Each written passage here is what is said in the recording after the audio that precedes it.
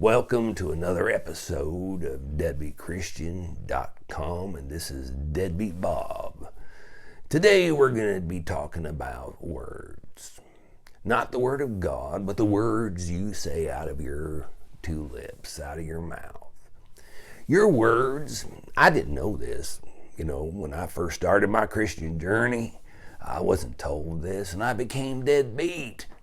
And what that means is I just said what I said. I said the way I felt. If I felt sick, I feel sick. We're gonna go broke, or we're going belly up. I get talking dirty talk, like that's dirty talk to in the eyes of God. Our words are going to be judged by God. Every word that comes out of our mouth is going to either justify us or condemn us when we meet Him. Why? He doesn't have to do a tape recorder and play back all your words. All you have to do is look at your life, and He can tell what you've been saying, because your life is a result of your speaking. What comes out of your mouth. Your mouth you either say words of honor to God, or you speak filthy words of unbelief. Now, let me give you an example of the power of words, just to prove that your words have power. Let's say you're going to church.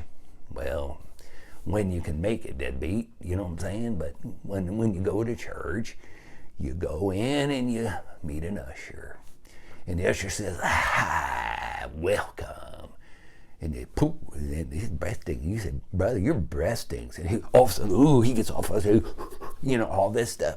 You affected him. You changed his whole, he was happy until you told him his breath stunk. Now, I dare you, deadbeat, go tell your wife she's fat. See what happens. Deadbeat, don't tell me your words don't have power. When your wife says, do I look good in this outfit? Just be careful what you say. You better come up with some creativity if she don't, because you're going to get into a world of trouble, brother. Anyway, I digress. I got off on a little bit, but I'm just saying, your words have power.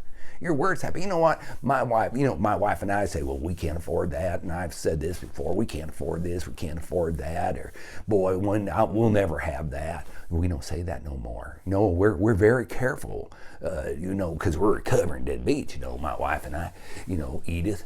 But anyway, we just say, I'll have that. That's possible. Let's go for it. No, whenever anything negative is going to come out of our mouth, we stop it, because I'm telling you what, deadbeat, Christians have to learn how to talk. And I'm telling you, I'm learning how to talk according to this word. I get into this thing every day because I'm recovering deadbeat. I haven't made it yet. I'm still on the way. And I got to get into this every day and go over it again and again and again until it gets, just like I said in the previous video, gets into my heart. It bears fruit. It gives birth out of my heart into my life. And it ain't going to happen if you talk dirty. Quit talking dirty, deadbeat Christian. Quit talking in unbelief. Start talking and speaking what the Word of God says. And I'm going to tell you what, you start talking with what the Word of God says, and you will have what the Word of God says. I know it because I've lived it, and I've seen it happen in my life. I've lived that other way. I've lived the deadbeat way of talking dirty, talking in unbelief. Declaring my sickness to the whole world, declaring my financial situation to the whole world. No more. I start declaring what the Word of God says, and by gum, I end up getting it. So this is DeadBeat Bob, who's a recovering deadbeat Christian. Thank the Lord. Thank the Lord that I'm a recovering deadbeat Christian. And you can be too.